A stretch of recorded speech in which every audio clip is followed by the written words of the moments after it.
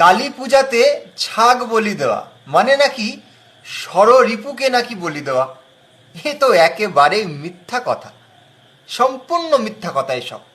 ওখানে যে ছাগ বলি দেওয়ার কথা হচ্ছে, ছাগ বলি মানে ছাগলকেই বলি দেওয়ার কথা বলা হচ্ছে। কেবল তাই নয়, মহিষকে, তাকেও বলি দেওয়ার কথা বলা হচ্ছে। আসুন আমি প্রমাণ দেখাই আপনাদেরকে। এই দেখুন, শ্রী শ্রী কালী পূজা পদ্ধতি, শ্রী শ্রী কালী পূজা পদ্ধতি, বহুবিধ মুদ্রা, মাংস ও কারণ শোধন ও ফর্দমালা সহ এই পুস্তক আর কি কোথা থেকে ছাপানো হয়েছে, কে লিখেছেন, সমস্ত কিছু এখানে দেওয়া আছে। এই দেখুন, পরিষ্কার লেখা রয়েছে ৭৩ নম্বর পৃষ্ঠাতে ছাগ বলি বিধি লেখা আছে। সুলক্ষণ ছাগ পশুকে স্নান করাইয়া দেবীর সম্মুখে আনতে হবে আর কি। তারপরে বিভিন্ন মন্ত্র পাঠ করে সেই ছাগের চোখে, নাকে, মুখে বিভিন্ন মন্ত্র পাঠ করতে হবে, করে তারপরে তার কাটা মুন্ডুটাকে নিয়ে আসতে হবে দেবীর সামনে। সব পরিষ্কার লেখা আছে।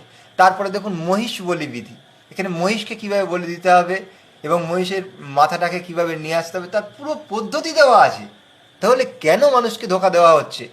বিরোধিতা করার প্রয়োজন, তো এই সম্পূর্ণ কালী পূজাকে বিরোধিতা করা উচিত।